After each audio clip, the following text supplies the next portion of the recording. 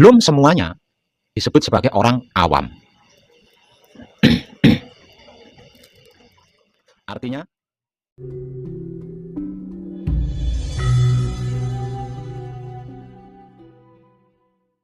informasi tanpa tedeng aling-aling dari saya terkait tentang apa dan bagaimana itu wahyu panca gaib dan wahyu pancalaku yang sudah saya kabarkan dengan berbagai macam sudut pandang dan beraneka ragam ilmu pengertian, ilmu pemahaman, dan ilmu pengetahuan. Untuk panjenengan yang ada di sini, simak baik-baik. Karena apa? Karena untuk panjenengan yang ada di sini tidak bisa mengulang. Menyimaknya tidak bisa mengulang. Kecuali jika gembleng panjenengan sudah selesai. Bisa menyimak ulang melalui video.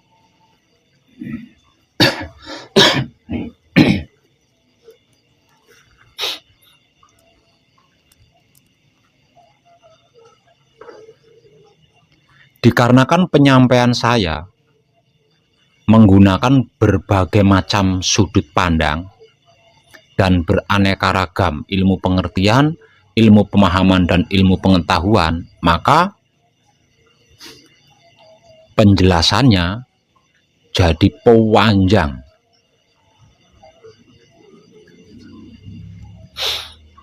Terpotong-potong menjadi puluhan, bahkan ratusan konten video yang saya upload di Putra Romo Channel YouTube milik pribadi saya. Padahal inti saripatinya sangat singkat atau sangat simpel. Seperti yang sudah saya jelaskan malam kemarin. Dan dari apa yang sudah saya sampaikan malam kemarin, di sini kita bisa menarik kesimpulan bahwasanya seluruh manusia hidup di dunia ini tidak peduli apapun agamanya, keyakinan dan kepercayaannya,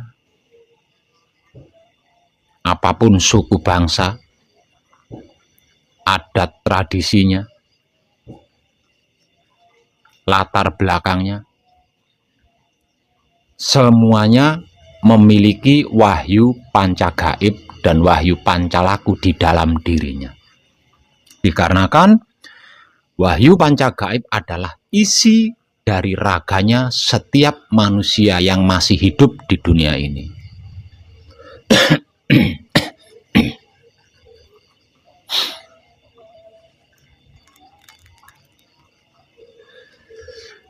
Tinggal manusia itu sendiri mau mencari mengerti, mau memahami, mau mencari tahu atau tidak.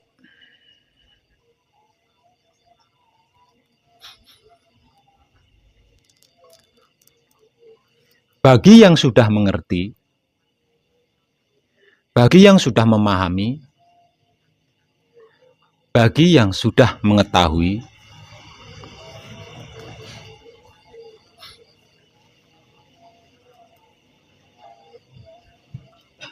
ini disebut sebagai putra. Puterane rasa atau putarannya rasa. Bagi yang sudah mengerti, memahami, dan mengetahui,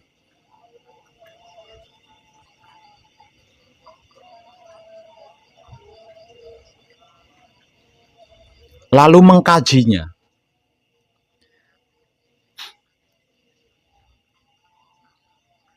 disebut sebagai Putra Romo. Arti maksudnya puteran rasa roh mono atau putarannya rasa roh tunggal. Bagi yang sudah mengerti, memahami, mengetahui, kemudian mengkajinya dan mau mempraktekkannya, ini disebut sebagai putra kekudangane Rama, yang berarti gambaran wujud kenyataannya Tuhan. Sedangkan yang belum semuanya disebut sebagai orang awam.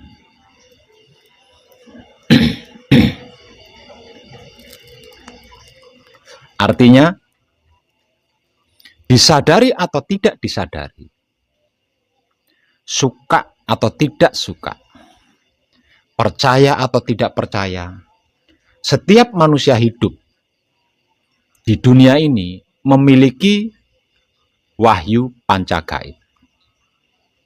Dan ada potensi wahyu pancalaku di dalam dirinya. Dikarenakan wahyu pancalaku atau iman adalah sifat dan sikapnya wahyu pancagaib, yang tak lain dan tak bukan adalah sedulur papat kalimo pancernya sendiri, sang penggerak tubuh atau sang penggerak raga.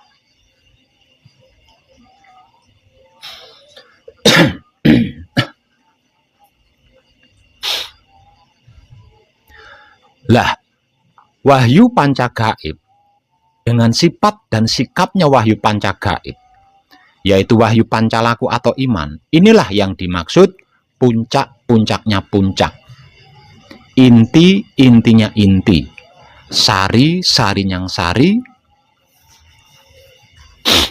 atau gaib-gaibnya gaib. Dan inilah jati diri pribadi sejatinya setiap manusia hidup di dunia ini. Dan sesungguhnya yang disebut sebagai manusia hidup adalah orang-orang yang mengenal dirinya.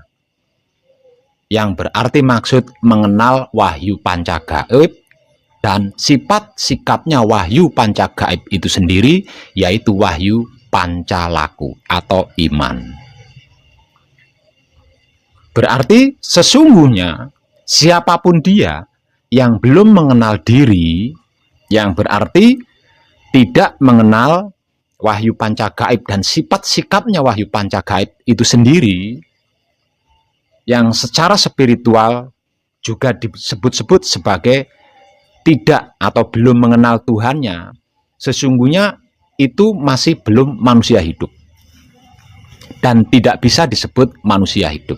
Karena yang disebut manusia hidup adalah mengenal diri. Karena dengan mengenal diri berarti mengenal Tuhannya.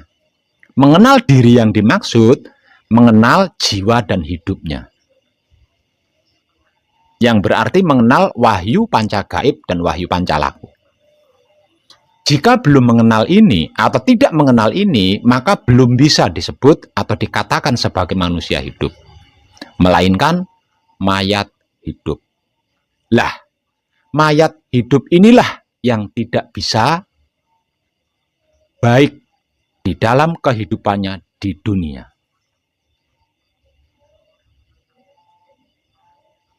Setiap manusia hidup yang mengenal dirinya, yang berarti mengenal Tuhannya, yang lebih dalam lagi diistilahkan sebagai gambaran wujud kenyataan Tuhan, ini tidak akan mengalami penderitaan, tidak akan mengalami kesedihan, tidak akan mengalami kesusahan, kekurangan, sakit, kemiskinan, masalah, bahkan tidak akan mengalami kematian.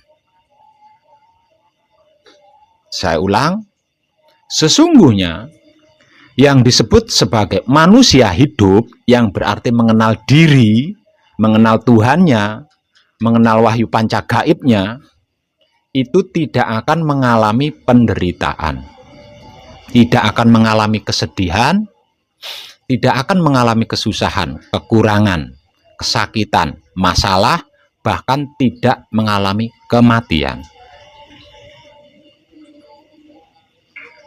Namun sebaliknya, siapapun dia yang belum mengenal diri atau tidak mengenal diri, yang berarti tidak mengenal Tuhannya, tidak mengenal wahyu panca gaib yang menggerakkan tubuhnya,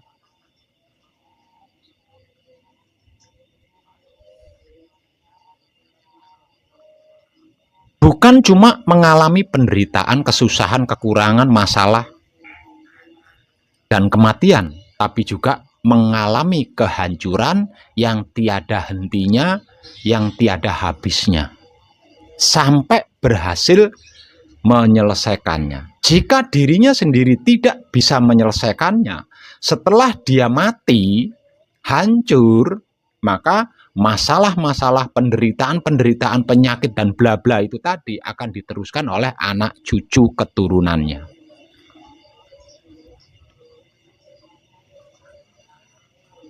Jadi sesungguhnya manusia hidup itu dicipta, didesain, dirancang untuk luar biasa, tanpa cacat sedikit pun. Sebab karena itu manusia hidup mendapat stempel sebagai makhluk paling sempurna dibandingkan makhluk-makhluk lainnya. Dikarenakan manusia hidup punya tugas atau punya wewenang atau punya kuasa untuk menyempurnakan lainnya yang belum sempurna atau tidak sempurna.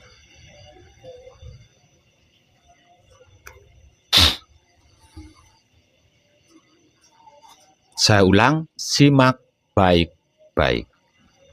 Jika tidak, panjenengan tidak akan bisa mencerna apa yang saya sampaikan.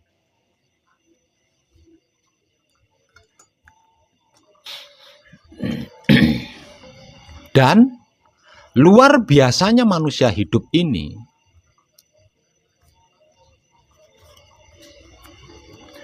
pencapaiannya juga tidak susah, pencapaiannya juga tidak berat, tidak rumit.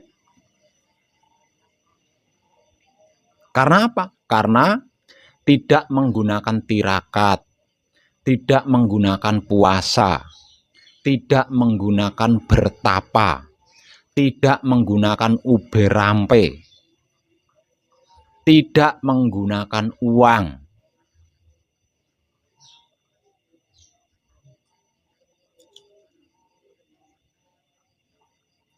Lalu menggunakan apa?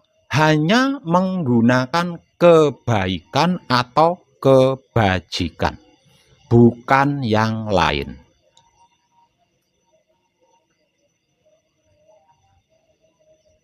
Dan sesungguhnya manusia hidup untuk kebaikan atau untuk kebajikan ini tadi. Dan hanya dengan kebaikan atau kebajikan, diri kita bisa kita kenali. Lah, kalau kita sudah mengenal diri, yang berarti mengenal wahyu panca gaib, mengenal Tuhan, yo tidak ada sesuatu apapun yang mustahil.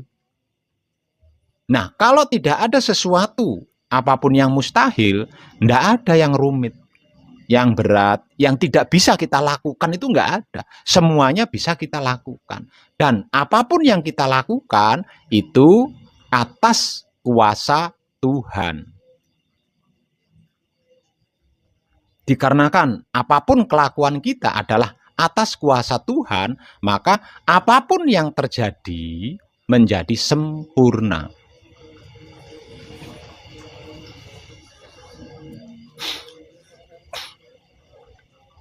Jadi tidak ada satupun manusia hidup di dunia ini yang tidak bisa berwahyu pancalaku, itu tidak ada.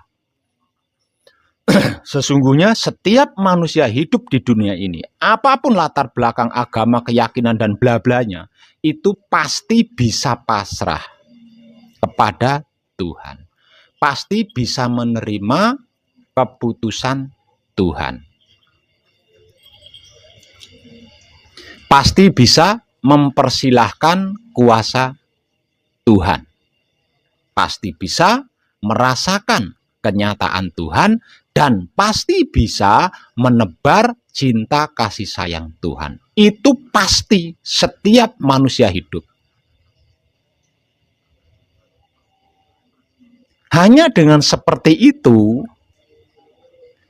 apapun bukan masalah. Apapun tidak menjadi masalah. Namun dikarenakan kebanyakan orang awam tidak mau berwahyu pancalaku dikarenakan belum mengenal diri, yang berarti belum mengenal wahyu pancagaib, lebih memilih yang rumit, lebih memilih puasa, lebih memilih tirakat, lebih memilih bertapa, lebih memilih menggunakan uberampe puluhan juta sampai ratusan juta, lebih memilih menggunakan uang. Padahal dimanapun hal itu dipraktekkan, hasilnya hanya penasaran. Selain penasaran, tidak ada hasil apapun.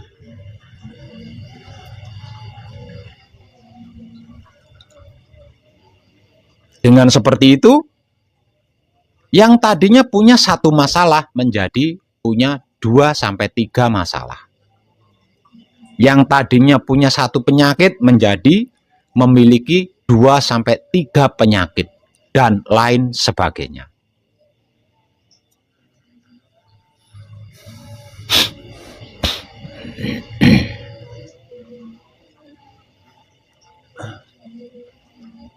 Hanya dengan kebaikan, atau hanya dengan kebajikan, atau hanya dengan menebar kesadaran rasa cinta kasih sayang. Semuanya bukan masalah. Segalanya tidak masalah. Seluruhnya bisa kita lakukan, dan itu gratis.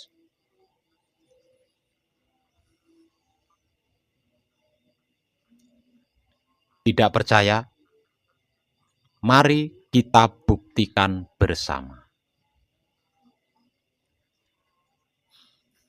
Lah, disinilah letak luar biasanya Tuhan kepada makhluk yang disebut manusia hidup. Jadi manusia hidup itu benar-benar dibedakan, benar-benar diistimewakan oleh Tuhan.